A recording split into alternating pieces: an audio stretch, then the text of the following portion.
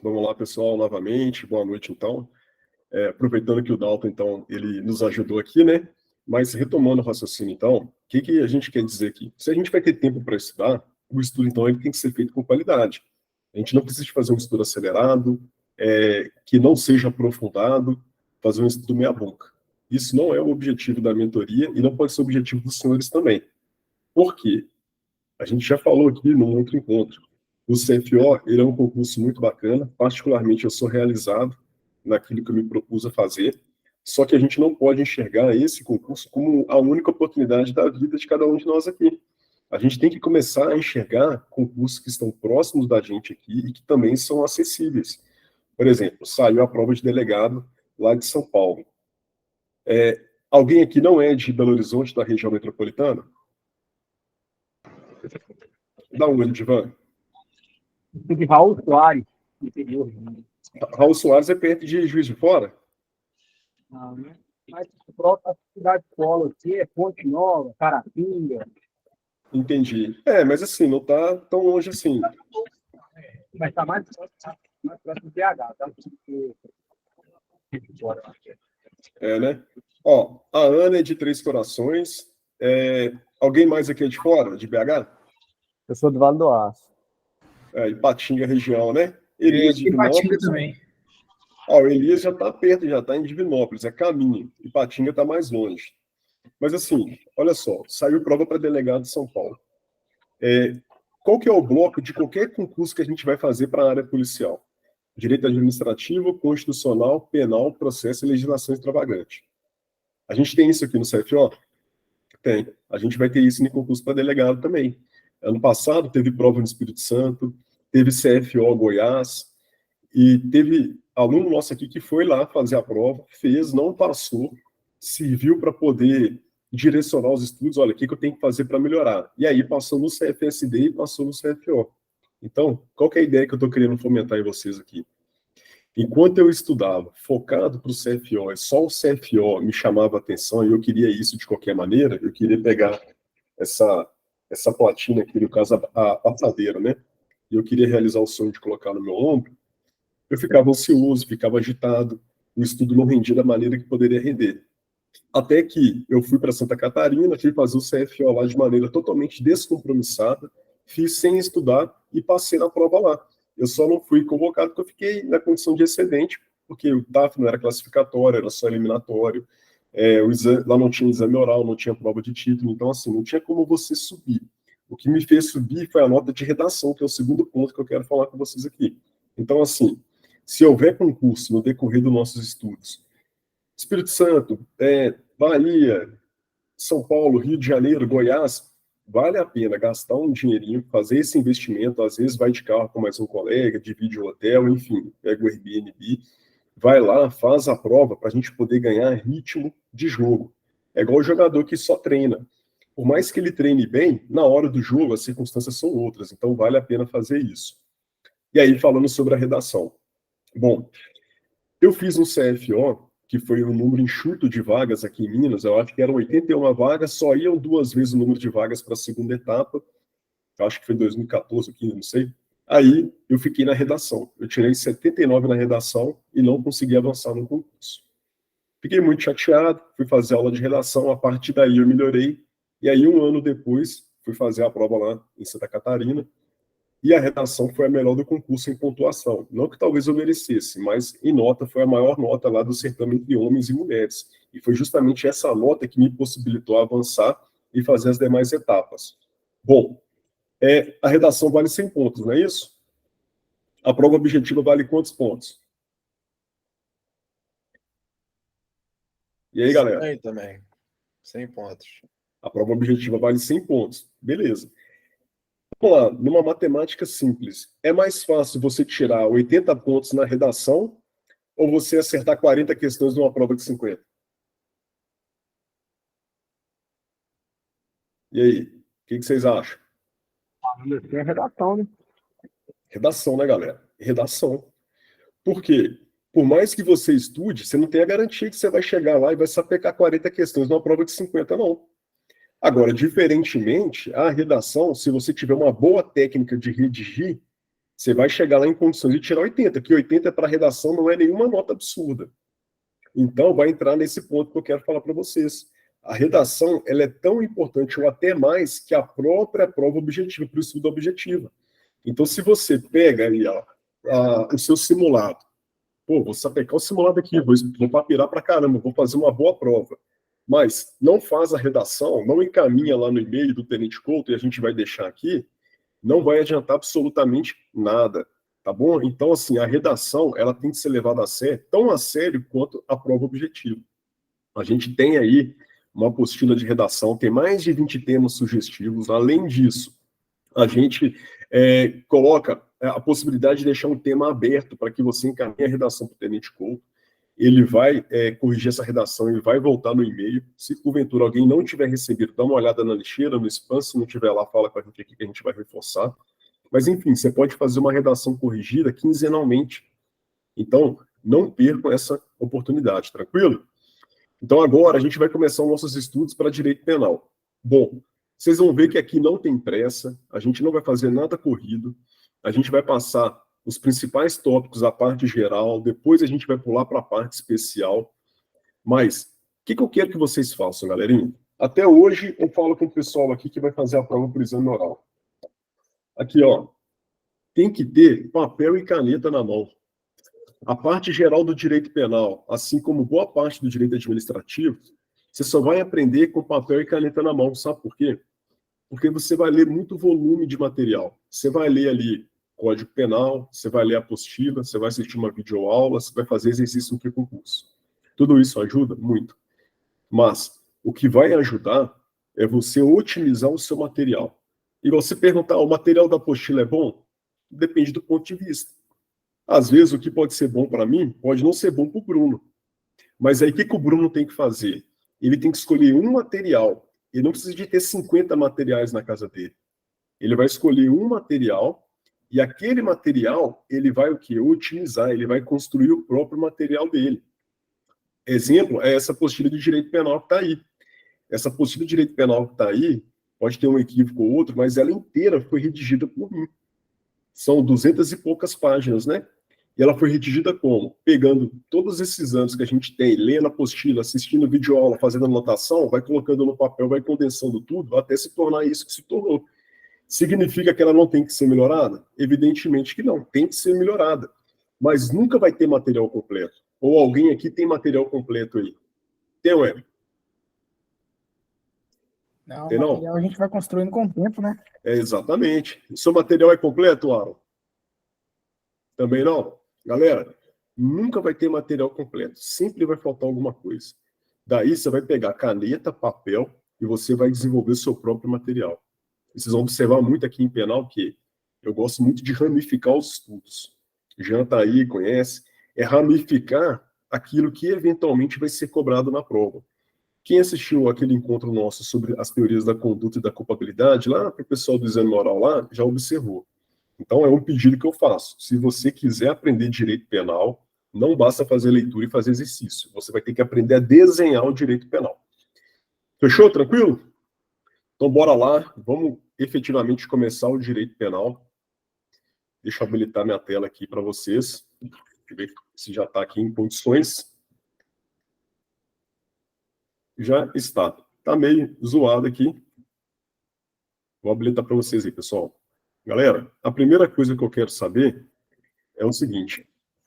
Qual a diferença entre lei e norma? Qual a diferença entre lei e norma? Podem habilitar o microfone aí para poder me responder.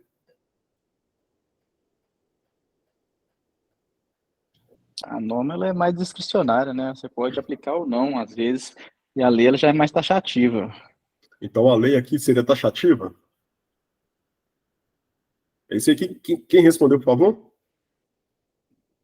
Pronto, Lucas. Lucas, que eu não estou vendo.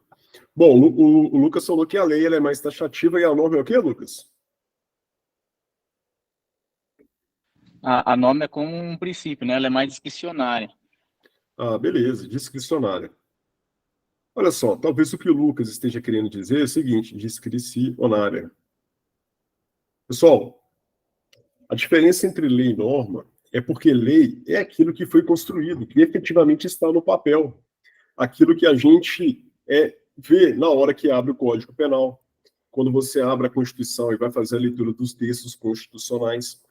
Mas, na verdade, tem uma diferença entre lei e norma. Por quê? Quando a gente pensa na norma, é aquilo que vem antes da lei, antes de ser construída a lei. A gente teve uma alteração recente na Lei Maria da Penha, vocês acompanharam? A alteração que a gente teve lá? Sobre a questão do aluguel? Sim, o auxílio que vai ser dado à mulher vítima de violência doméstica e familiar. Vocês viram isso aí? Houve uma alteração semana passada, na Lei 11.340, de 2006. Mas veja bem, aquela alteração legislativa, ela é palpável, é a lei.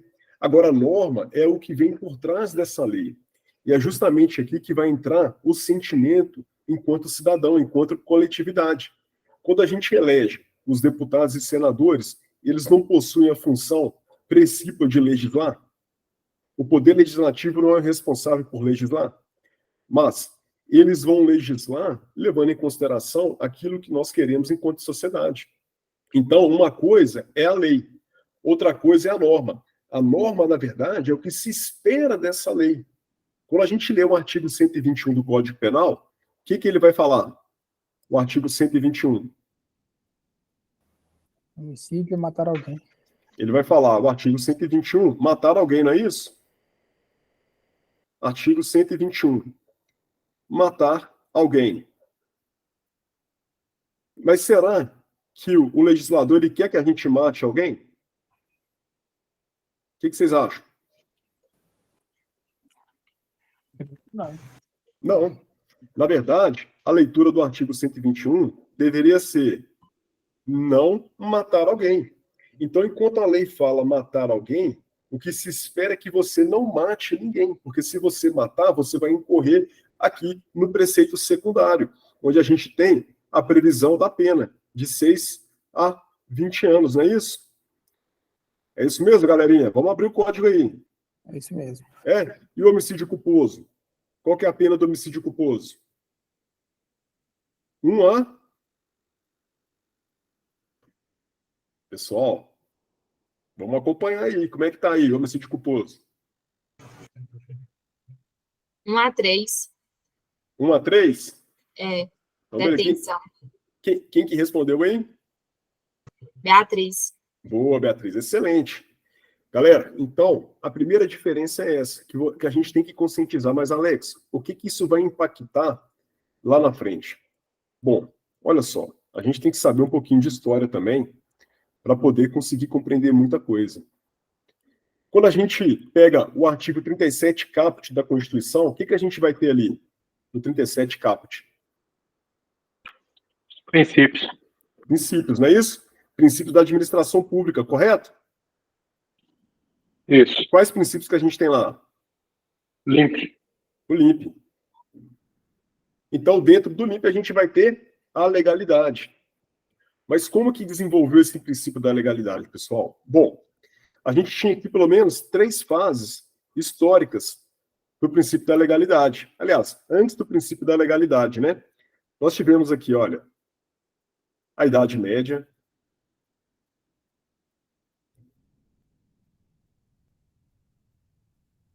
Depois nós tivemos o absolutismo. E, por fim, nós tivemos aqui o iluminismo. Bom, vamos lá. Idade Média. Pessoal, na época da Idade Média, nós não tínhamos o princípio da legalidade como a gente tem hoje, onde nós temos os vetores do princípio da legalidade, onde a gente sabe que a lei penal não pode retroagir salvo para benefício do próprio réu. O que nós tínhamos nesse período? Nós tínhamos ali a vontade daqueles que se dispunham a julgar determinado feito. Se porventura, Edivan, eu fosse construtor da sua casa, a sua casa caísse e matasse seu filho, você teria o direito de matar o meu filho. Era olho por olho, dente por dente. Ou então, você tinha que passar pelas brasas e se você não queimasse o seu pé, você era inocente. Ou então, melhor ainda, amarrava você com as mãos para trás, colocava você dentro de um saco e jogava você dentro de um rio. Se você conseguisse escapar, você era inocente. Isso seria razoável nos dias de hoje? Evidentemente que não, não é isso? Não seria razoável. A gente chega aqui no absolutismo. E aí, muita atenção a esse período histórico do absolutismo para o iluminismo. Por quê? É justamente nesse momento histórico que a gente começa a fazer a construção do direito. É justamente nesse momento aqui que a gente vai começar a construir o direito. Por quê? Por quê, galera? Antes de responder, o que nós temos aqui?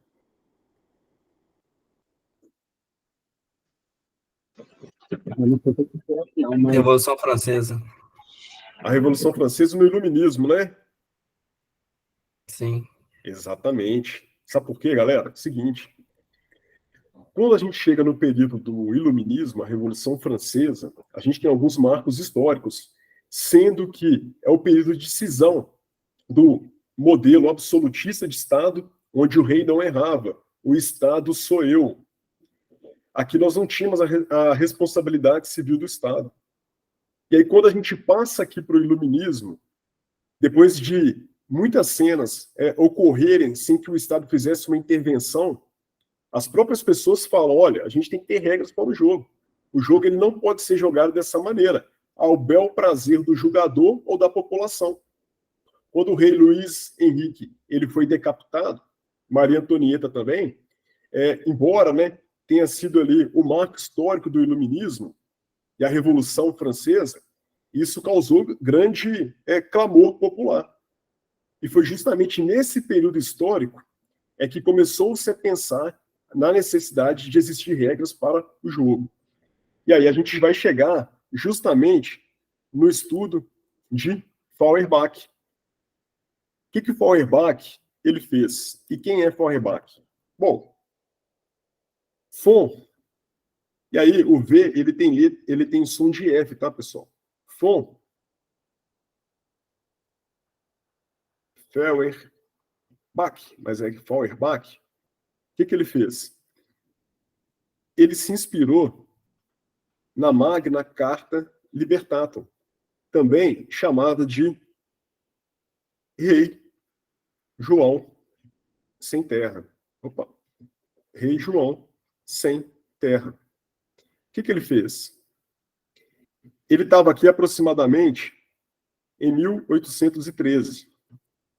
Olha só que ele saiu de 1813 e ele foi buscar a fundamentação nessa Magna Carta Libertatum. Quando ele pega a carta do rei João sem terra, qual era o momento histórico que eles viveram em 1215? Naquele momento, o rei Ricardo Coração de Leão ele foi assassinado. O rei João ele tomou o poder. E ao tomar o poder, ele começou a ter condutas que estavam desagradando a burguesia. Dentre elas, retirar a propriedade dessas pessoas. Até que chegou um determinado momento, essas pessoas enquadraram o rei João sem terra e falaram assim, olha, da maneira que está, não dá. A gente tem que achar um consenso, a gente tem que nivelar essa situação. E aí propuseram, então, regras mínimas para que existisse a segurança jurídica. E feito essa segurança jurídica, essa propositura, essa Magna Carta Libertatum, ela permaneceu em latim por mais de 200 anos, então ela não era acessível à população, somente algumas pessoas conseguiam ler, e ao se fazer isso, ele se inspirou e trouxe o princípio da legalidade. Ele desenvolveu o princípio da legalidade. Mas observe, ele voltou quase 600 anos no tempo para conseguir ter uma fundamentação jurídica, ter um respaldo. E feito essa fundamentação jurídica aqui, apaguei o nome dele, não precisava. E feito essa fundamentação jurídica, a gente começa a pensar em alguns detalhes aqui. Bom, eu tenho o princípio da legalidade. Eu tenho direito constitucional.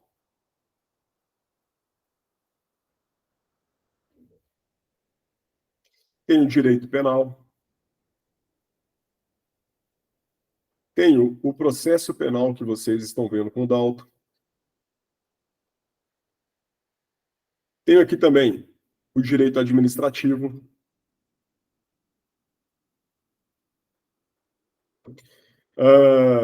Tem a criminologia.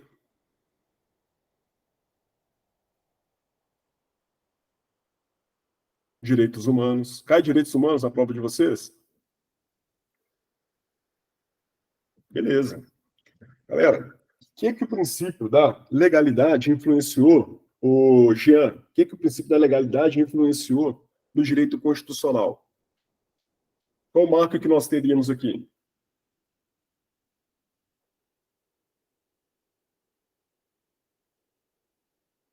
Hein, Jean? Responde aí. Ou alguém, né? Beatriz, quem está na moita aí, responde, pessoal.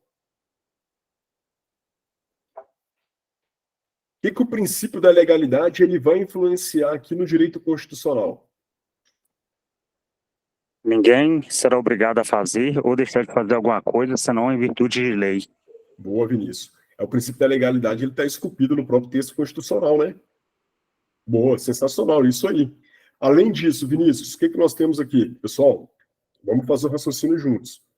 Eu não falei agora há pouco que o princípio da legalidade ele começou a ser pensado, a ser exigido no período iluminista. Eu não falei que o período iluminista ele foi a cisão entre o Estado velho para o Estado moderno, que ele foi o divisor de águas entre o regime absolutista para o regime de direito? Acabei de falar. Então, aqui dentro do direito constitucional, a gente pode pegar algumas referências. Bom, eu tenho aqui, olha, a Constituição francesa como marco histórico. Qual outra Constituição que eu tenho aqui? A Constituição norte-americana. E mais uma, pessoal. Constituição de Weimar? Não, ainda não. Mas excelente. A Constituição inglesa. Então, como marco histórico, eu tenho essas 3 constituições. Por quê? Essas 3 constituições, elas foram desenvolvidas num momento histórico semelhante, sendo a francesa, a inglesa e a americana como marco histórico para o mundo.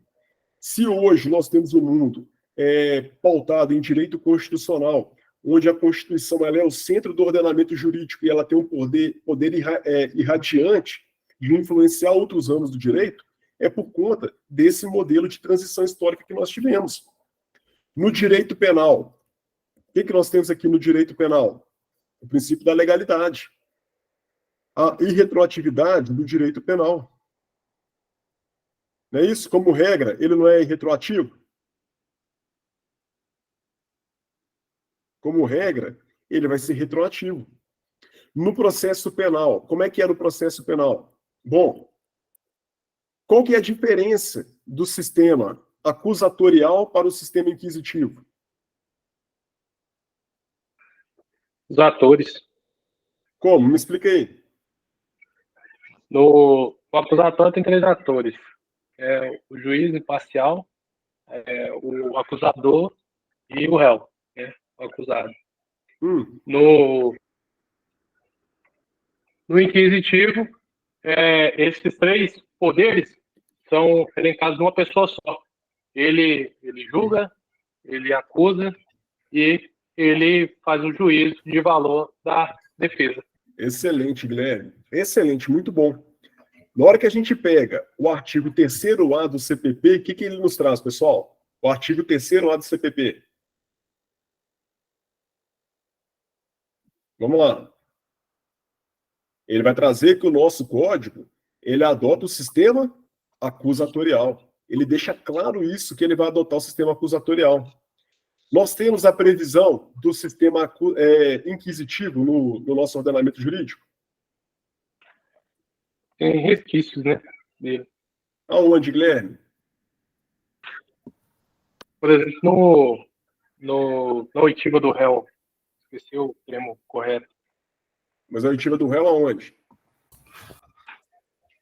Na inquirição do réu no processo penal. Na primeira fase, né? Na fase de investigação. Exatamente, na fase de inquérito. Exatamente. Galera, na fase de inquérito, eu tenho a aplicação dos princípios da ampla defesa e do contraditório? Não. Não. Por que, Débora? porque é uma característica do próprio inquérito policial. Ele não é um processo que teria ampla defesa e contraditório. Lá é o momento de acusar o réu. Isso aí. Ele é inquisitivo. Então, embora o IP ele seja inquisitivo, e a Débora até comentou aqui, a gente já tem correntes fortes que aduzem que, dentro do inquérito policial, é aplicável o Instituto da Ampla Defesa. E ampla defesa como?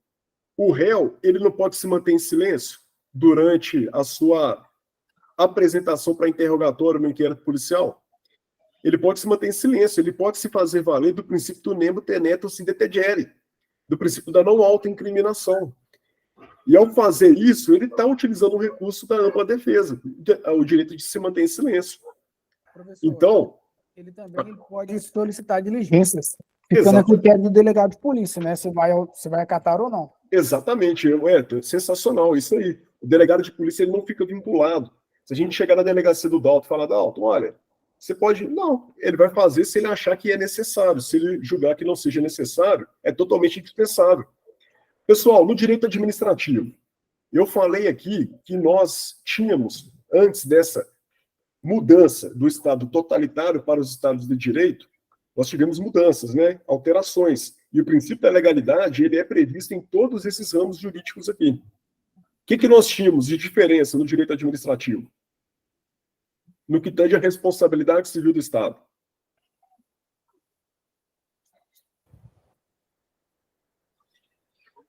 Vamos lá, olha só.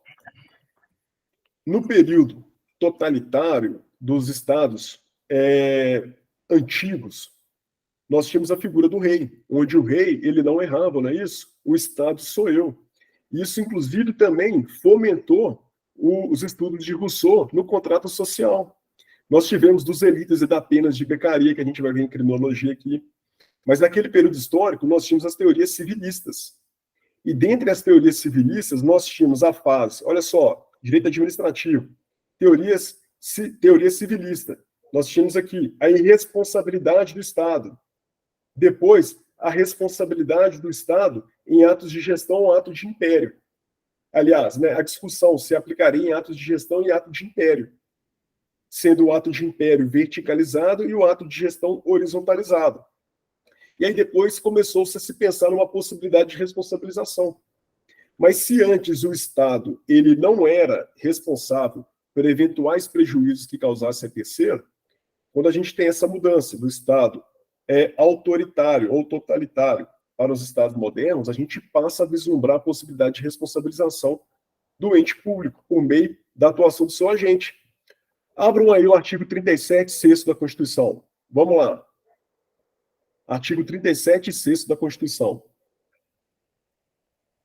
Olha só, eu vou ler aqui, ó, o meu 37, 6º, vocês leem aí. Vamos ver se vai bater, Wellington. Confere aí, ó.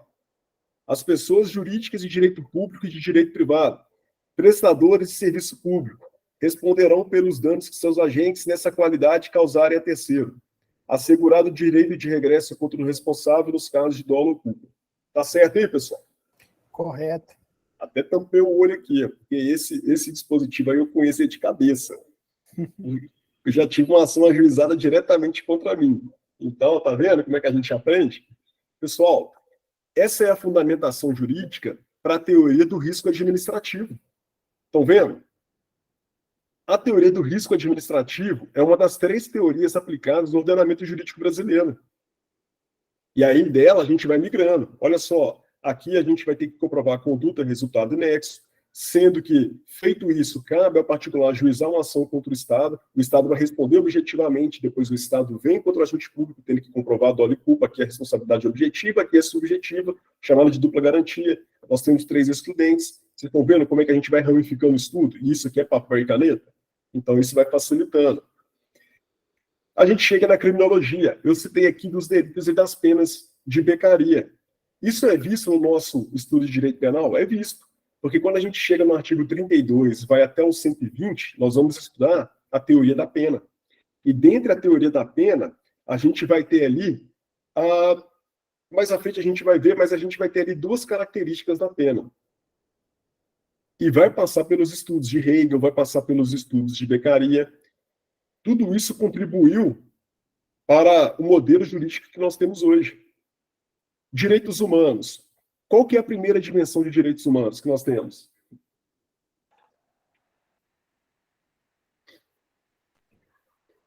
Os direitos e garantias individuais, né? Como é que é, Wellington? Repete, por favor. Se eu não me engano, direitos e garantias individuais. Mas se exterioriza como? Direitos civis e Políticos. políticos. Beleza. Vamos lá. Vamos fazer um raciocínio aqui.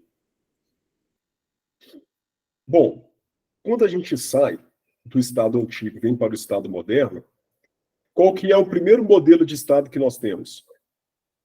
É um Estado que liberal. É um Estado liberal. É o não fazer estatal. A gente tem um não fazer estatal. O que a população queria era o quê? Era uma não intervenção do Estado. Liberal. Aí a gente chega na segunda dimensão. Quais são os direitos de segunda dimensão? Sociais. Sociais. Boa. Nós temos os direitos sociais. Nós temos direitos sociais no nosso ordenamento jurídico? Sim, senhor. Está onde? Isso, Artigo 7, 6º. 7º da Constituição e outros espalhados. Excelente, excelente. E aí a gente chega aqui, olha, nos direitos humanos de terceira dimensão. E quais são eles? Os direitos difusos, Difusos, coletivos, coletivos, meio ambiente, né? direito do consumidor. Excelente, muito bom. Quem que respondeu aí? Eu não vi. Beatriz. Muito bom, Beatriz. E aqui, galera, a gente tem um Estado democrático social de direito. É uma complementação. Democrático e de direito. Olha que tudo é uma evolução histórica. Bom, a primeira dimensão era o Estado liberal. Era o não fazer estatal. Concorda? A gente chega aqui na segunda dimensão, direitos sociais. Quais são as constituições que, inclusive, são do período histórico aqui desses direitos humanos de segunda dimensão? Nós temos duas aqui famosas. Duas constituições. Uma já foi falada aqui mais cedo. Constituição de Weimar. Boa. E a outra? Constituição de Querétaro. São duas constituições de marco histórico. Direitos sociais. Então, se antes nós tínhamos um Estado onde ele não iria fazer, era um não fazer estatal, aqui nos direitos sociais a gente já passa a ter um fazer, um agir, um direito positivo. E aqui, esse direito social, né, seria a igualdade, não somente formal, mas a igualdade material também. Não seria só a previsão, seria a consecução dessas atividades. Daí a importância da gente estudar reserva do possível, mínima existencial, estado de coisas inconstitucional. Isso está na meta de vocês, e não está à toa não, pessoal. Por que está aí? Porque a gente tem que associar. Porque se eu perguntar para você, Wellington, vamos lá. Wellington, qual teoria é adotada na apreciação do mandato de injunção? Está lembrado aí? Então, vocês vão anotar. Porque aí, na hora que vocês lerem os remédios constitucionais que a gente tem no artigo 5º da Constituição, chegou no mandato de injunção, peraí, qual que é a teoria que se aplica no Brasil hoje para o mandato de injunção? Sabe por quê, pessoal? A gente não pode limitar o nosso estudo pela mesmice. A gente tem que fazer algo diferente do que o nosso concorrente está fazendo. Porque se cair na prova uma questão mais robusta, quem vai acertar é quem estudou de verdade, não somente quem ficou lendo. Tá vendo? Como é que o próprio texto constitucional ele te dá uma gama, uma variedade de conhecimento. E aí a gente chega aqui nos direitos de terceira dimensão. Então a gente passa do Estado liberal, o Estado social e o Estado democrático de direito, que é o Estado que nós estamos atualmente. Percebe que a legalidade, ela acompanhou toda essa transição histórica? Consegue vislumbrar isso? E, principalmente, consegue vislumbrar que a gente tem que associar as disciplinas do nosso edital? Eu estou estudando penal, mas eu posso estudar direito constitucional, eu posso estudar direito administrativo, Na hora que eu abro o artigo 327 do Código Penal, ô Aaron, o que eu tenho lá no artigo 327 do Código Penal? Conceito de funcionário público. Como é que é? Conceito de funcionário público. Boa, Guilherme. É isso aí. E aí, o seguinte, ô Débora, quem é funcionário público? Quem é agente público? Tem vários tipos de agentes públicos. Me fala alguns, por favor, se lembrar aí.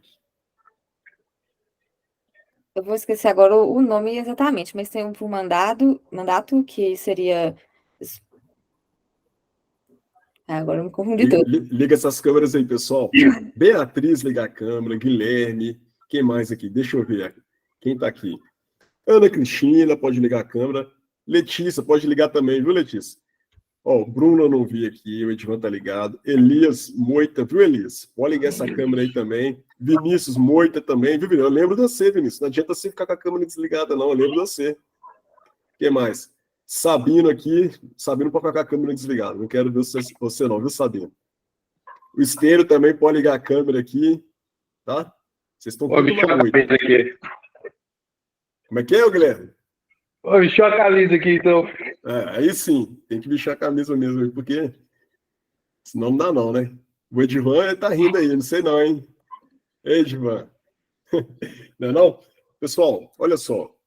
Quando a gente vai lá no 327, então, e a gente está estudando ali agente público, beleza.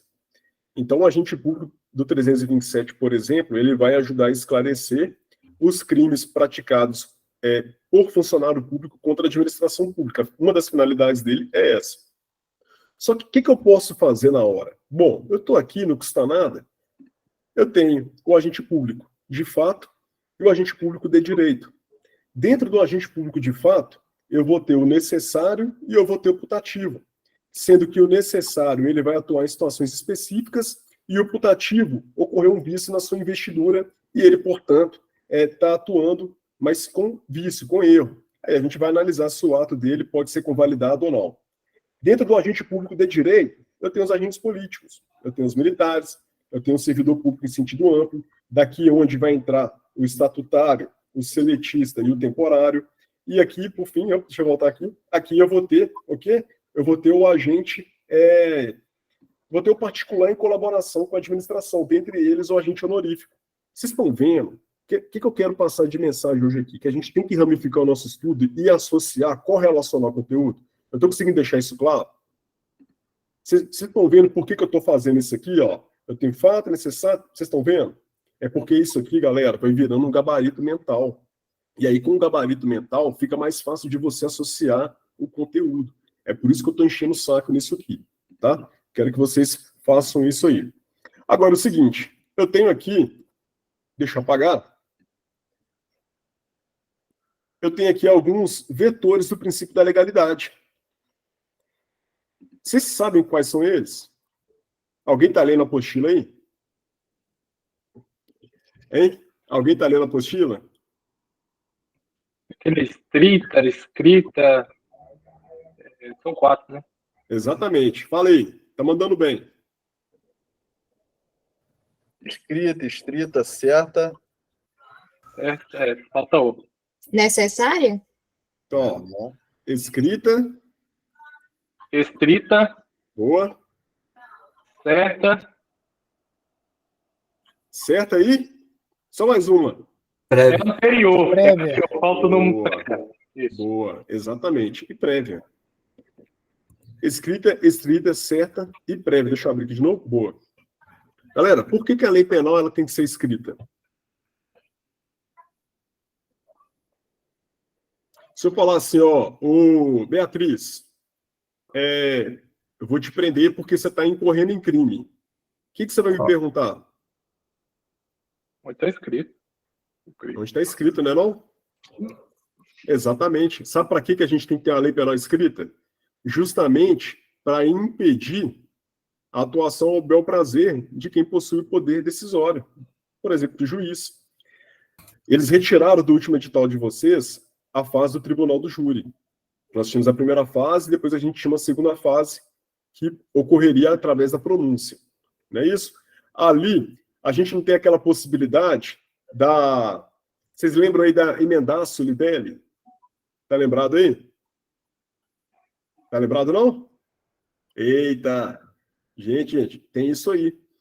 É o quê? Quando a gente chega ali, o promotor, quando ele vai fazer a pronúncia, ele não tem que te acusar especificamente por um tipo penal para que você tenha condições de fazer sua própria defesa. Nós tínhamos a mutácio e a emendaço libelli. A possibilidade que nós temos ali de uma eventual alteração do tipo penal no qual você é acusado. Agora, ela tem que ser estrita. Por que estrita? Ela não pode ser lacunosa. Embora a gente tenha a norma penal em branco, que a gente vai ver lá na frente, que é uma norma lacunosa no seu preceito primário, no seu preceito secundário, agora a estrita, ela tem que ser um conceito fechado, o mais fechado possível, para poder impedir uma interpretação extensiva ou uma interpretação restritiva. Certa, porque ela tem que ser clara, objetiva, ela não pode dar margem para a interpretação. E prévia, porque ela tem que ser anterior aos fatos. Se eu vier a praticar uma conduta hoje e essa conduta não for tipificada como crime, não pode ser imputada a mim uma conduta. Porque dentro do fato típico, no conceito tripartido de crime, eu tenho a conduta, o resultado, o nexo e a tipicidade formal. Portanto, eu tenho que ter a previsão de uma conduta proibida antes da prática dela, para que depois eu possa ser regularmente acusado, tranquilo? Tranquilo até aí, pessoal, sobre o princípio da legalidade? Sim, senhor. Sim? Bacana. Então, deixa eu pegar aqui o que estava no slide.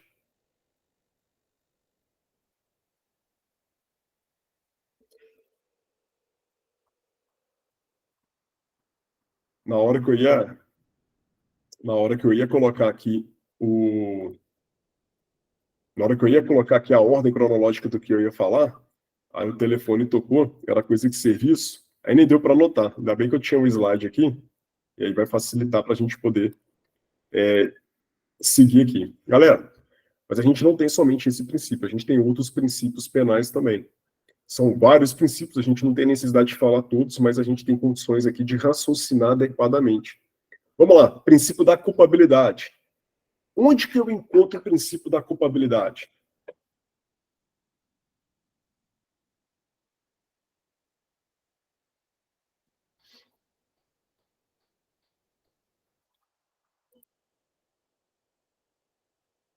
Vamos lá, pessoal. Ou então, o que é culpabilidade?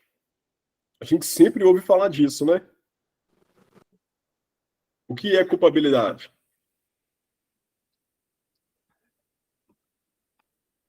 Gente. Aqui virou monólogo, né? Virou monólogo, não é possível. Vamos lá, Jean. Você que tá sorridente aí, ó, tá felizão? Vamos lá. A culpabilidade ela faz parte do conceito tripartido de crime, né? Boa.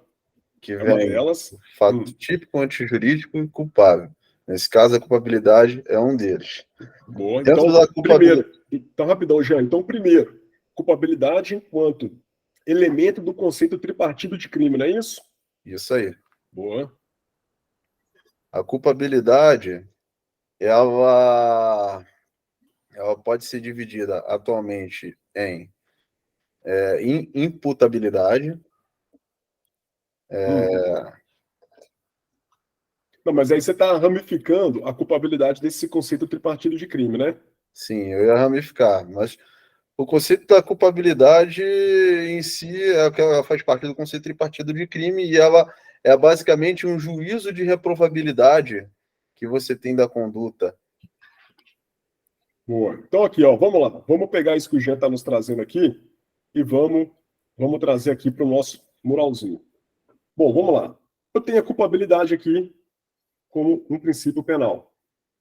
Culpabilidade. Essa culpabilidade, pessoal, ela vai se dividir, ou ela pode ser vista aqui, em 3 momentos. Quais seriam eles? O primeiro aqui, esse que o Jean nos trouxe, como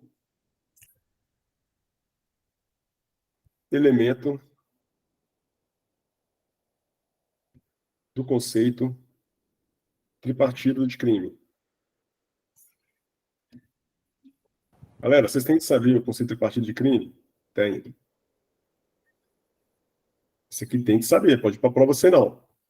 Segundo, abram aí o artigo 59 do CP.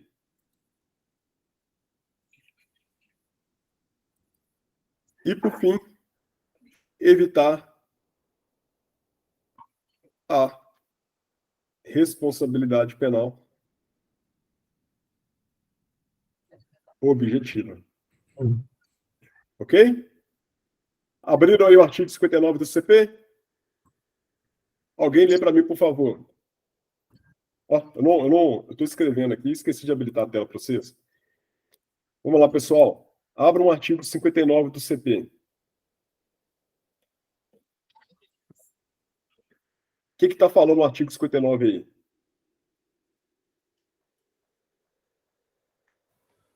Gente do céu. Fixação da pena. O juiz, atendendo à culpabilidade, os antecedentes, a conduta social, a personalidade do agente, os motivos, as circunstâncias e consequências do crime, bem como o comportamento da vítima, estabelecerá conforme seja necessário e suficiente para a reprovação e prevenção do crime. Boa. Tá vendo? Galera, olha só. O artigo 59 é aquele que vai ser utilizado para poder iniciar a combinação da pena do réu, do indivíduo. Então, o princípio da culpabilidade ele vai ser visto em 3 momentos. Olha, o indivíduo ele praticou um fato típico e ilícito. Vamos avaliar a culpabilidade conforme o gente tinha falado aqui. Tem alguma causa de inimputabilidade, de potencial consciência da ilicitude, ou de inexigibilidade de consciência diversa? Não. Também é culpável. Beleza, bati o primeiro martelo sobre a culpabilidade. Agora, vamos começar lá no artigo 59, quando da aplicação da pena, quando ele estiver prestes a ser condenado no Poder Judiciário.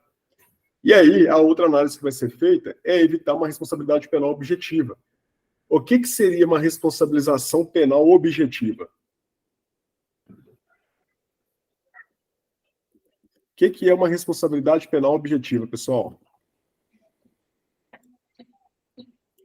Que não ofere dolo nem culpa, né? Exatamente, Guilherme. A gente não pode punir o indivíduo sem análise de dolo e culpa. A gente tem que fazer uma análise se ele agiu dolosa ou culposamente. Quando a gente pega o artigo 18, inciso 1, inciso 2, a gente não tem ali a previsão do dolo e a previsão da culpa? O que é o dolo? O dolo é a vontade mais a consciência. Olha só, os 2 elementos do dolo. O dolo é a vontade mais a consciência de se praticar uma conduta comissiva ou omissiva que vai alcançar um resultado naturalístico. Enquanto a culpa é a inobservância do dever objetivo de cuidado que vai se exteriorizar por meio da imprudência, da negligência e da imperícia. Artigo 18.1 e 18.2 do CP. Tenho ainda o princípio da intervenção mínima. Deixa eu habilitar a tela de novo aqui. Princípio da intervenção mínima. O que seria a intervenção mínima, galera?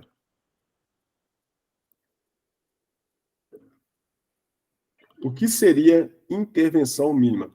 O princípio da intervenção mínima. Está se preocupar só com o que é relevante. Falar mais ou menos isso.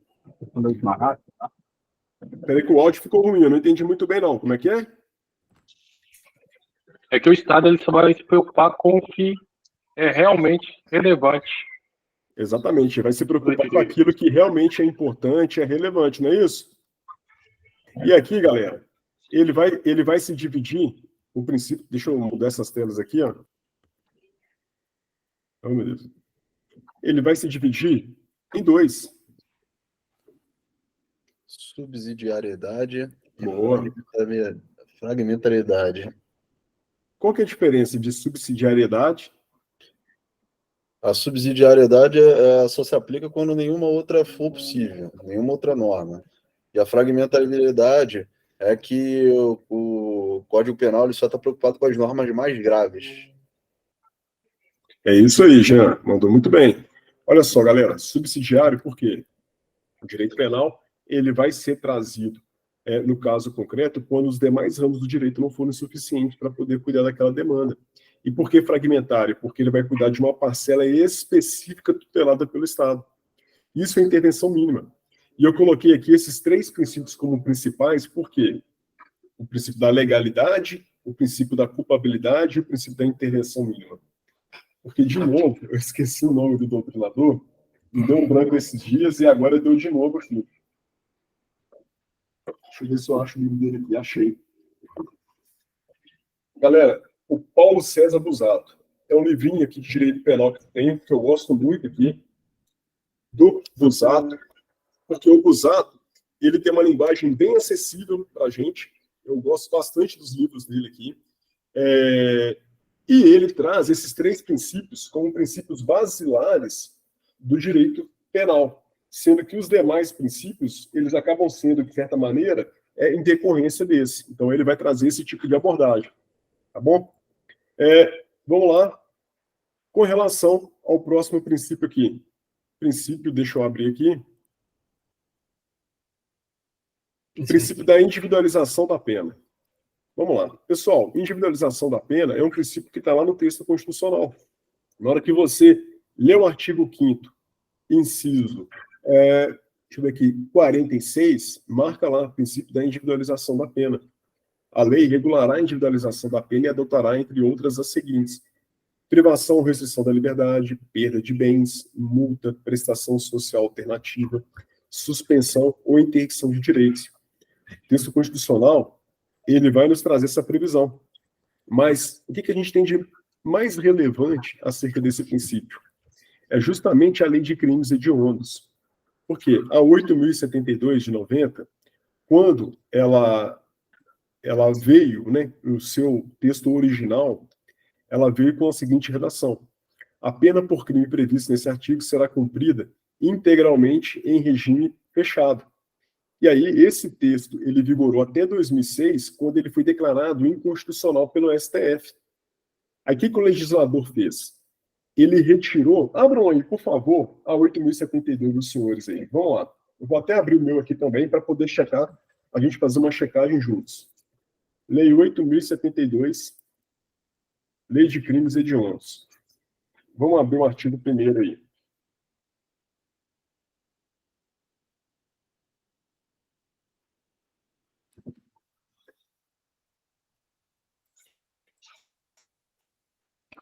Peraí, deixa eu ver aqui.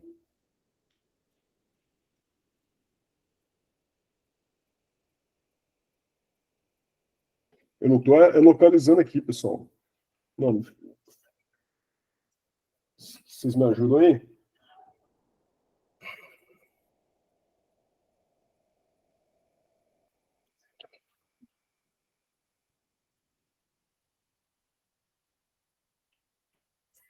Alguém localizou aí, pessoal?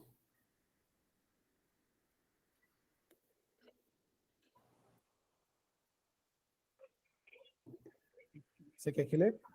Quero. Porque então o meu já está... Como é que está o seu aí? Quem que falou? São considerados hediondos os seguintes crimes, todos tipificados no Decreto-Lei 2.848, o Código Penal, consumados ou tentados. Não vai adiantar a gente ler aqui não, porque os códigos já estão alterados. Você quer que eu leia a parte sem alteração?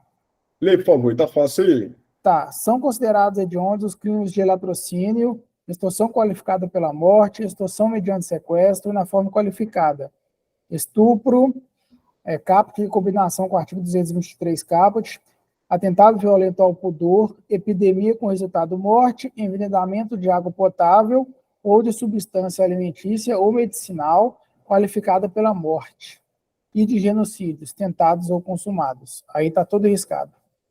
Entendi. Você pode de que é esse aí? Ou foi na internet que você leu aí? Na internet mostra o código que está lá e mostra o atual. Entendi. Boa, valeu, Wellington, obrigado. Mas a parte mesmo que eu queria era essa aí que eu não consegui localizar. A pena por crime previsto nesse artigo será cumprida integralmente em regime fechado. E aí houve essa alteração legislativa e o legislador ele substituiu integralmente fechado por inicialmente em regime fechado. Aí o STF, ele veio pelos mesmos fundamentos e falou, olha, se não pode integralmente, também não vai poder inicialmente. Da mesma maneira, ele viola o princípio da individualização da pena, porque o juiz é que tem que apreciar quando da aplicação da pena, se o indivíduo ele vai fazer o cumprimento inicial, o regime inicial aberto, fechado, semiaberto, e não pode ter essa orientação que seja impeditiva aos preceitos da própria lei. Então, aqui, pelos mesmos motivos, foi declarada inconstitucional. Está no parágrafo 1º do artigo 2º. Tá com a redação antiga aí, Jean? Tem as duas. Tem Deixa eu ver. tanto. Tá no site aí da internet, né? Eu botei aqui a lei.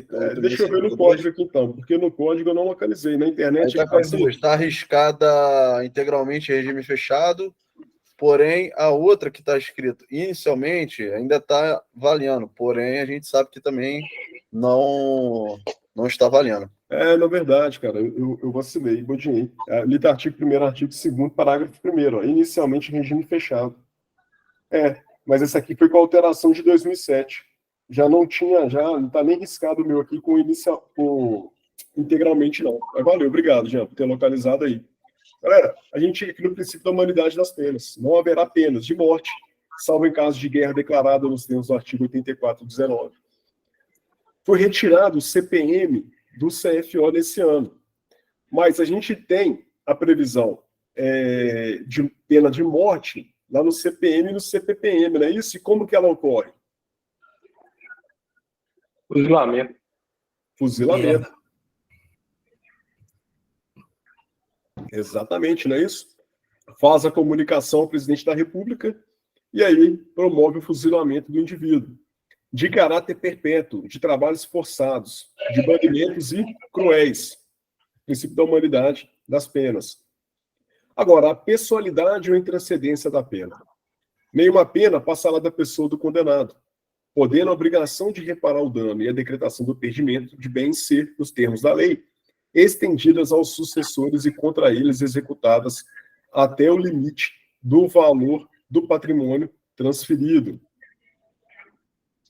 Espera aí que daqui a pouquinho a gente vai fazer aqui algumas questões. Pessoal, a gente chega aqui no princípio da insignificância. O que é importante falar sobre o princípio da insignificância? Antes de mais nada, vou habilitar a tela aqui, porque muita gente incorre em erro, inclusive agora, no exame oral, incorre em erro, mas é porque talvez passa desapercebido nos estudos. E a gente vai colocar uma pá de cal nisso aqui, sobre o princípio da insignificância.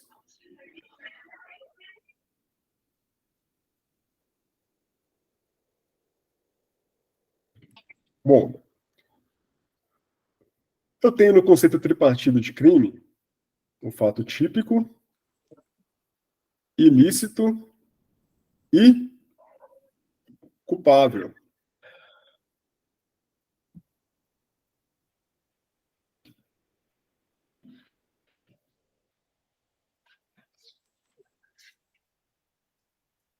Vamos lá.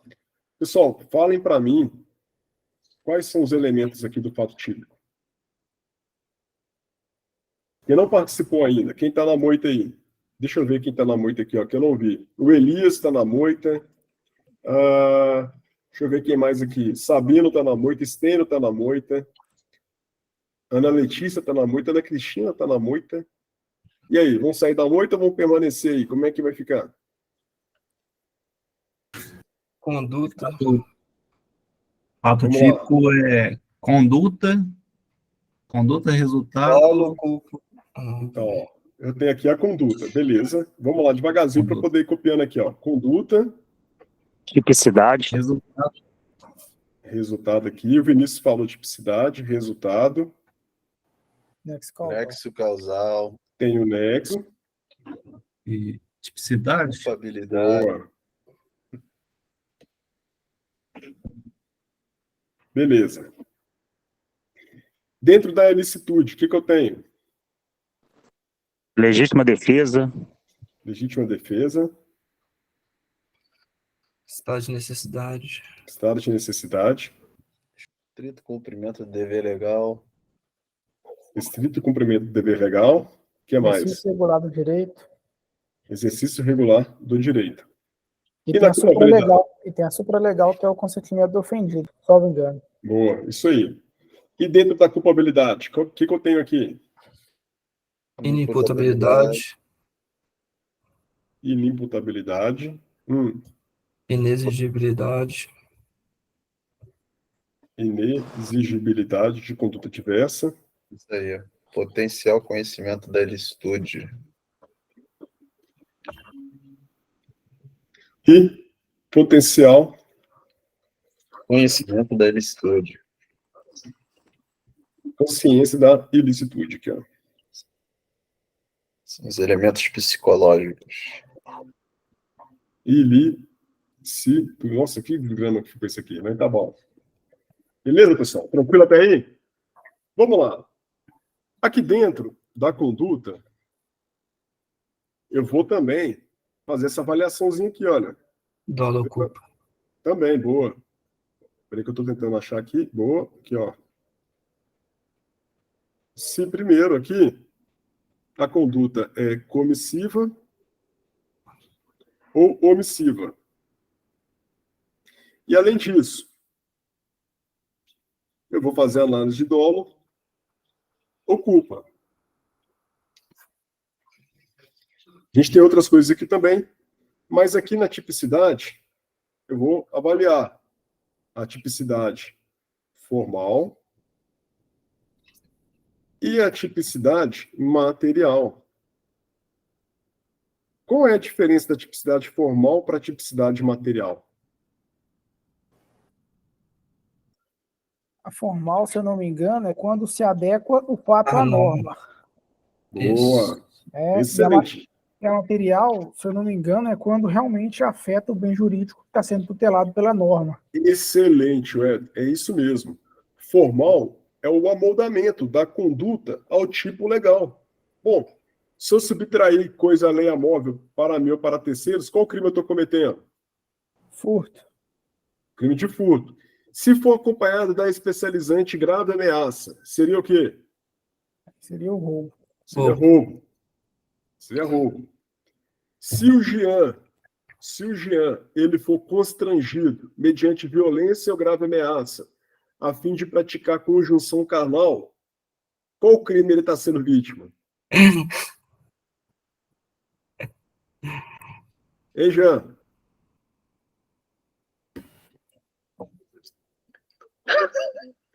Gente, você fica parado, gente. Eu não estou inventando a roda, não, só.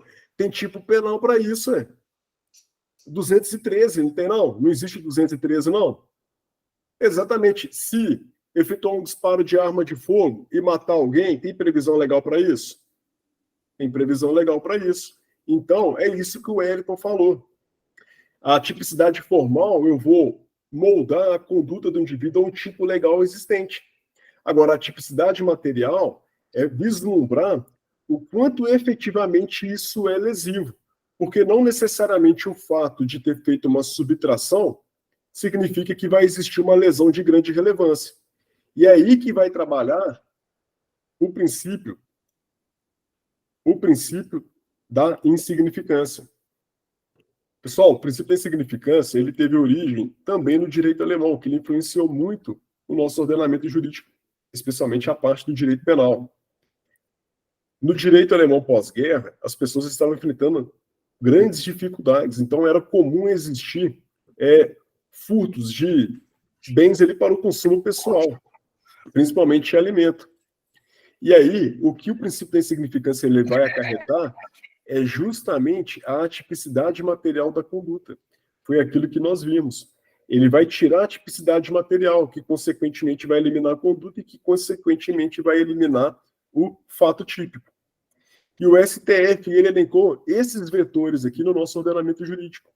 A mínima ofensividade da conduta, o reduzido grau de reprovabilidade do comportamento, a ausência de periculosidade social da ação, a inexpressividade da lesão jurídica. Observe que esses 4 requisitos aqui, ou vetores do STF, eles vão falar a mesma coisa. A gente não consegue separar com clareza o que é mínima ofensividade e ausência de periculosidade, o que é reduzido grau de reprovabilidade e inexpressividade da lesão jurídica. Então, o objetivo do princípio da insignificância é afastar justamente isso aqui. E aí eu pergunto, qual que é a diferença da bagatela própria para a bagatela imprópria? Se cair na prova lá, contando um casinho, né? E aí pergunta, candidato, escolha as alternativas abaixo. Aí tem lá, princípio da bagatela própria, princípio da bagatela imprópria, princípio da legalidade, princípio da razoabilidade. Mas aí a resposta está entre uma das duas. Você tem que saber diferenciar bagatela própria da bagatela imprópria. Bagatela própria está dentro do da LSTUD, dentro da LSTUD não, do primeiro critério, do consideramento de crime. E a bagatela imprópria está dentro da culpabilidade, que ela estima a culpabilidade através do perdão judicial. Bom, é Seria isso um dos aí, Guilherme. critérios. O Guilherme está no caminho, é isso aí. Falam se vai tirar a culpabilidade ou a reprovabilidade, não é isso? Tem essa discussão e a gente vai ver mais à frente lá. Mas isso aqui foi só para adoçar a curiosidade. Mas é isso aí, Guilherme, você está no caminho. Parabéns, cara, muito bom. E aí, pessoal, o princípio da insignificância, ele não vai ser utilizado de qualquer maneira. A gente tem STJ ou STF fazendo, já está aqui, ó, bagatela imprópria impõe, a desnecessidade de aplicar a pena, exclui a pena. Boa, Jean, um bom fundamento, é isso aí. Bom, a gente tem a súmula 589 do STJ. É inaplicável o princípio da insignificância nos crimes ou contravenções penais praticados contra a mulher no âmbito das relações domésticas. 599. O princípio da insignificância é inaplicável aos crimes contra a administração pública. Também, mais uma previsão. Para ambas as turmas criminais dessa Corte Superior, não se admite como regra, à luz das peculiaridades do caso concreto, a aplicação do princípio da insignificância quando o valor da coisa furtada, apesar de pequena monta, não foi irrisório, e superar o percentual de 10% do salário mínimo vigente à época dos fatos. O que o STJ ele fez aqui? Ele colocou um norte financeiro para poder trazer equilíbrio quanto da aplicação do princípio da insignificância. E esse divisor de águas vai ser esse percentual de 10% do maior salário mínimo vigente no país. Então, suponhamos que em determinado município, a gente tem um número... Ora, fecha o microfone, por favor. A gente tenha um determinado município um número acentuado de furto à bicicleta. Bom, uma bicicleta furtada aqui em Belo Horizonte, ela vai causar determinado impacto. Agora, essa mesma bicicleta, ela furtada num outro município, numa cidade do interior, pequena, onde as pessoas utilizam a bicicleta como meio de transporte, ela vai causar um impacto totalmente diferente.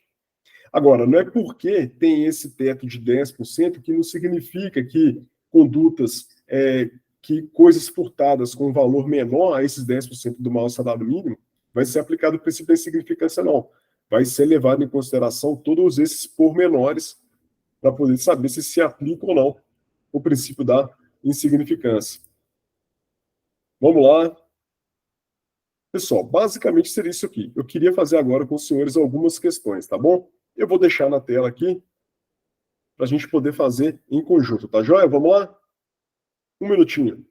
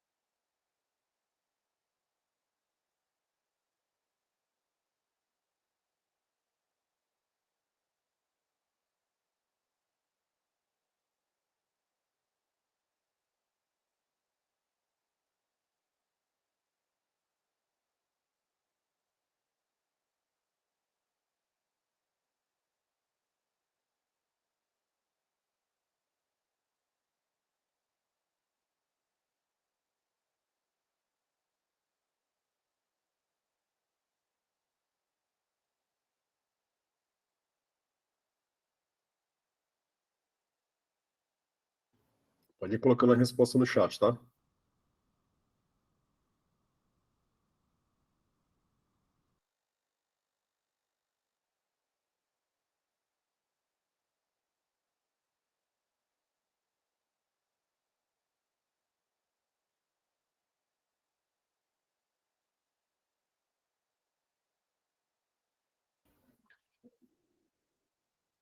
E aí, todo mundo concorda que vai ser a letra B? Olha só. A partir desse entendimento, a Constituição Federal, em seu artigo 5º, inciso 46, estabelece modalidade de castigo aos infratores da lei, dentre os quais privação, restrição da liberdade, perda de bens, multa e prestação social alternativa. O dispositivo constitucional destacado expressa o princípio inerente ao direito penal, sendo correta a afirmativa da individualização da pena, né, pessoal? O princípio da individualização da pena. Não é isso? Então, bora lá. Show.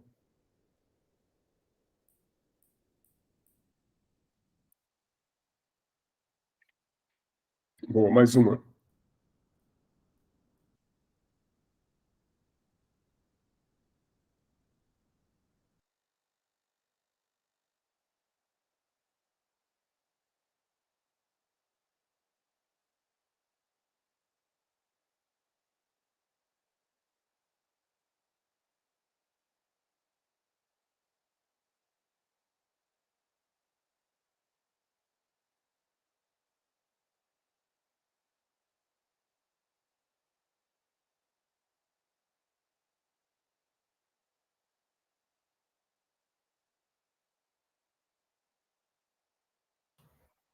Na hora que terminar aí, a gente vira a folha e passa para a próxima parte, tá?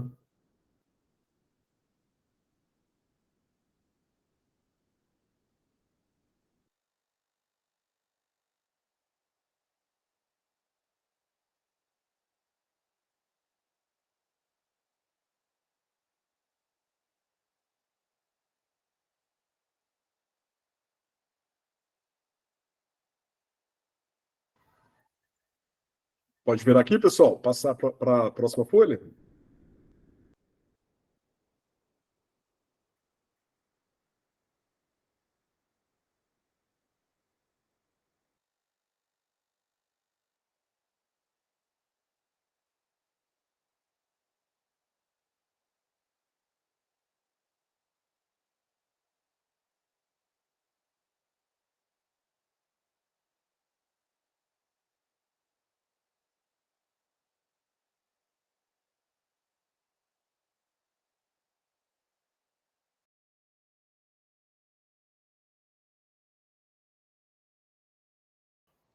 Ó, beleza. Alguns falaram aqui letra C. Então vamos lá, vamos recapitular.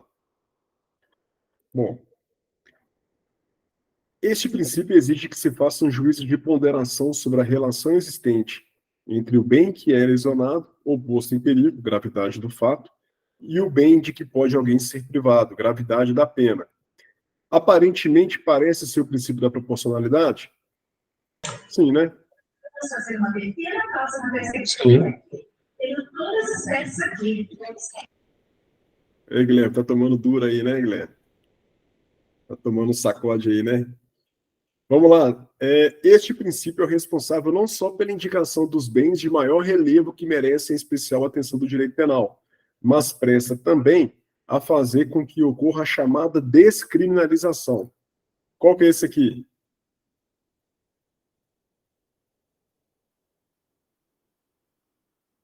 Qual que é isso, pessoal? Fragmentariedade. Quem que respondeu aí?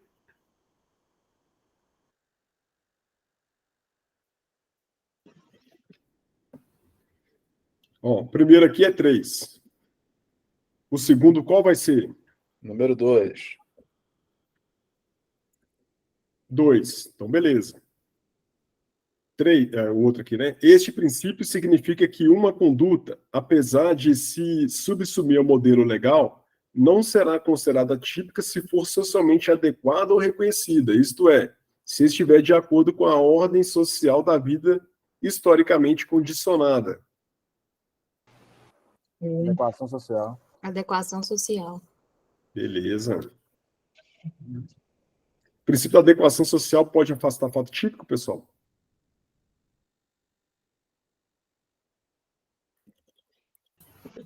Não. Pode ou não pode? Afasta a tipicidade material, não? Pode. Ó, o princípio da adequação social pode afastar fato típico?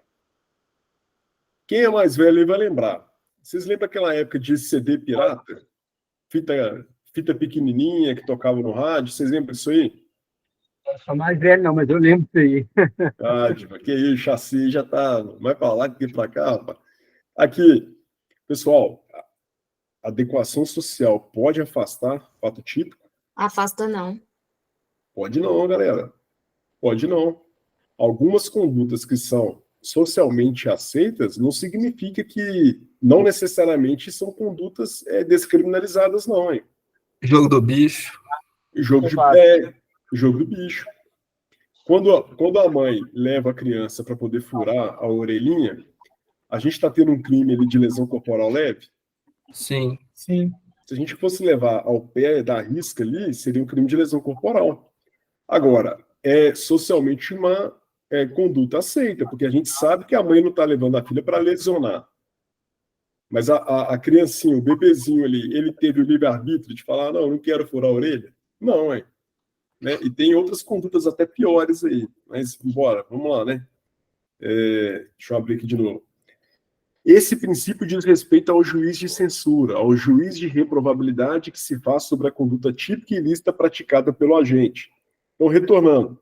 3, 2, 1 já está marcado. Sobrou 4 e sobrou 5.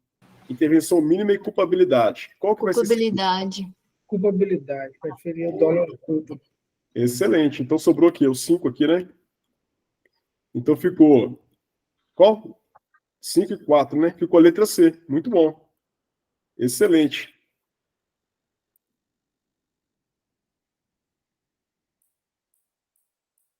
Mais uma. Vamos ver. Deixa eu ver. Não, não, não.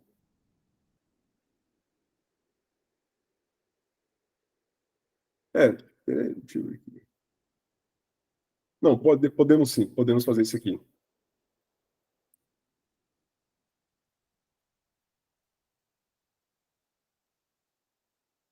Porque aqui tem coisinhas que a gente vai ver lá na frente, na parte de teoria da norma.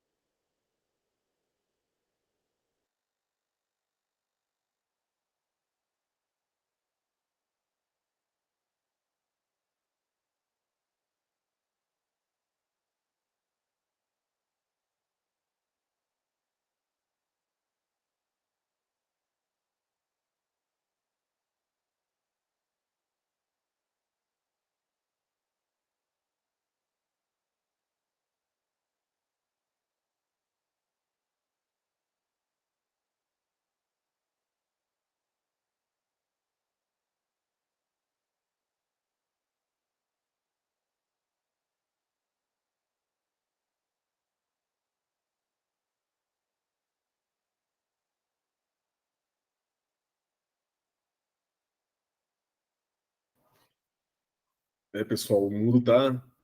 Vocês estão aí estudando, ó. Tem uma galera agora que tá... saiu o resultado psicológico do CFO. Já tem uma turma que tá aqui bem felizes e outros nem tanto assim, viu? Realmente é complicado. E de reprovação aqui. Cara, mínima ideia. Depois eu vou até abrir o documento aqui, mas assim, o pessoal já está desorientado. O pessoal já está... Né? Vamos começar depois. Pessoal, vamos lá. Qual a alternativa correta aí? Aplica-se a lei estrangeira sem prejuízo de convenções, tratados e regras de direito internacional aos crimes cometidos no território nacional por um brasileiro naturalizado. Vamos lá.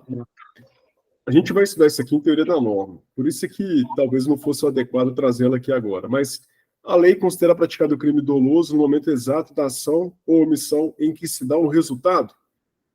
Quando a gente pega o artigo 4º, o artigo 6º do CP, é isso que a gente tem como parâmetro aí? Não é, né? Os crimes contra o patrimônio ou contra a família do presidente da República ficam sujeitos à lei brasileira, embora cometidos no estrangeiro? Quando a gente pega o artigo 5º, que vai falar sobre a territorialidade, e o 7º, que vai falar sobre a extraterritorialidade, não vai falar isso aqui, não. A gente vai trabalhar com calma mais à frente. D. O princípio da anterioridade da lei penal estabelece que não há crime sem lei anterior que o defina e que ninguém pode ser punido por fato que lei posterior deixe de considerar crime. Isso aí, letra D. Alguém tinha falado letra C aqui? Não, né? Delta. Ah, não, beleza. Então fechou. Bom.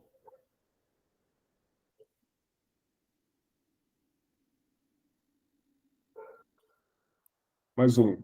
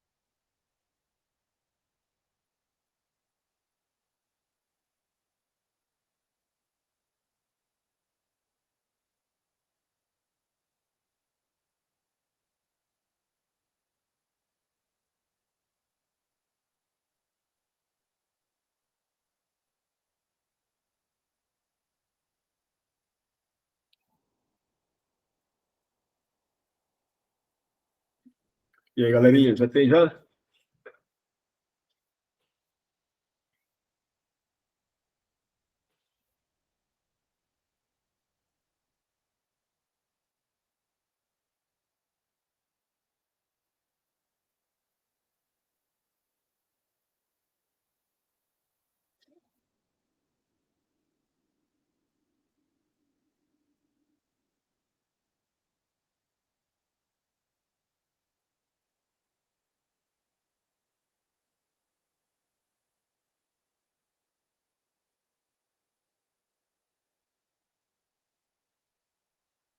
Vamos lá, pessoal. Bom, olha só, fazendo uma leitura bem rápida aqui, já desconsidera a letra B e D. Vocês concordam comigo? Vamos lá. Exceção feita às penas previstas para os crimes considerados hediondos, nenhuma pena passará da pessoa do condenado. Nos crimes hediondos, eu tenho uma previsão diferente? A pena vai poder passar? Não, né?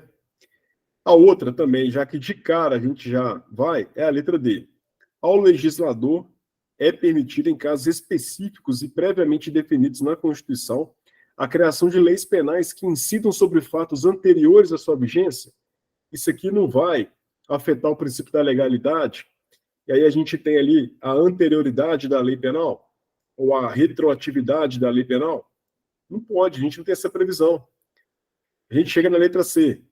A lei regulará a individualização da pena e adotará, dentre outras, as seguintes: privação, restrição da liberdade, perda de bens, multa, banimento, prestação social alternativa e suspensão e interdição de direitos. Vai ter pena de banimento? Galera, banimento não pode, a gente viu aqui, é vedado, o princípio da humanidade das penas. Penas cruéis, de banimento, trabalhos forçados. Então, restou aqui a letra A. Ninguém poderá ser punido se não tiver agido com dolo ou culpa, ou seja, a responsabilidade no direito penal deverá ser subjetiva, tem que ter análise de dolo e culpa. No crime, sine culpa. Em regra, só é punido aquele que agiu com dolo, sendo que a condenação por crime culposo é exceção e só cabe quando previsto em lei. Quando a gente estuda o erro de tipo, nós temos o erro de tipo essencial e acidental. Dentro do erro de tipo essencial, a gente vai estudar o erro inevitável e o erro evitável. O erro inevitável exclui dolo e culpa, e o erro evitável exclui dolo, mas permite a punição por culpa se prevista em lei. A gente tem a previsão disso aí no Código. Então, a resposta correta, aparentemente, aí vai ser a letra A. Ok? Pessoal, então, foi isso. Rapidinho, a gente trouxe algumas questões de princípios que já caíram na prova. Teve alguma questão aqui que foi muito extravagante, muito difícil, impossível de fazer?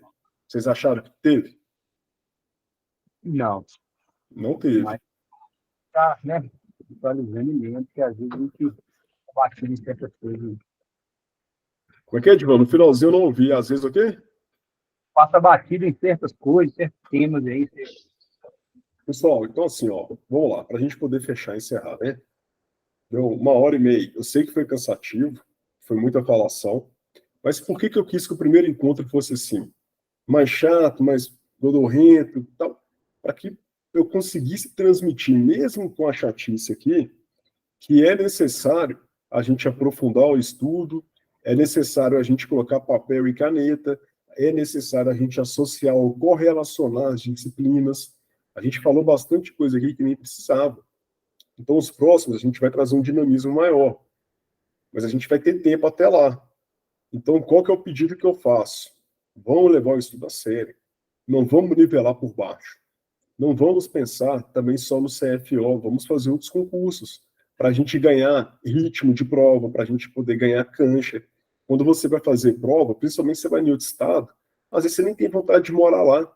Então você vai leve, você vai de espírito leve. O que vier para você é lucro. E aí nessa aí você vai sem pressão, a pressão é toda do adversário, você joga melhor, entendeu? Então vale a pena a gente fazer esse tipo de investimento. Espero ter conseguido passar a necessidade da gente correlacionar e colocar no papel esse conteúdo. Aí fica a critério, a responsabilidade de cada um. Não tem por que correr. A outra prova a gente nem sabe quando vai ser. Por isso é que o estudo dele tem que ser bem feito. Por quê? Tem candidato agora fazendo treinamento por exame oral que a gente fez a seguinte pergunta: o poder de polícia, ele pode ser delegado a pessoas jurídicas de direito privado que compõem a administração indireta? Falem qual que é o ciclo de polícia e o entendimento do STJ e do STF. Teve candidato que agarrou, mas agarrou por quê? Não sabe? Não, porque negligenciou o estudo. Aí contou com a sorte na hora da prova. Teve candidato que chegou para fazer a prova já depois de 40 anos de curso, não sabia as teorias da conduta e da culpabilidade. Pode ter acertado a questão? Pode, mas contou com a sorte. Então, quanto menos você contar com a sorte, é porque melhor capacitado você está e, consequentemente, mais próximo da aprovação também. Então, eu espero que, pelo menos, isso tenha sido proveitoso e a gente tenha condições de fazer um estudo bacana, tranquilo? Fechou? Perguntas? Só na hora, né? Aquilo que o Dalton falou é verdade, viu? Raríssimas vezes o pessoal está mandando pergunta para a gente. Ou porque está sabendo tudo, ou então porque não está querendo mandar mesmo. Mas aí é bobeira. E a gente está aqui para poder ajudar, tá bom? O Jean Valentim está falando aí a ordem, ó. Ordem, consentimento, fiscalização e sanção, né, Jean? É isso aí. Galerinha, então é isso. Muito obrigado pela atenção de todos. Se precisar, a gente vai estar aqui à disposição. Uma boa noite. Eu vou encerrar aqui a gravação. Se porventura alguém quiser fazer alguma pergunta, eu vou permanecer à disposição, tá bom?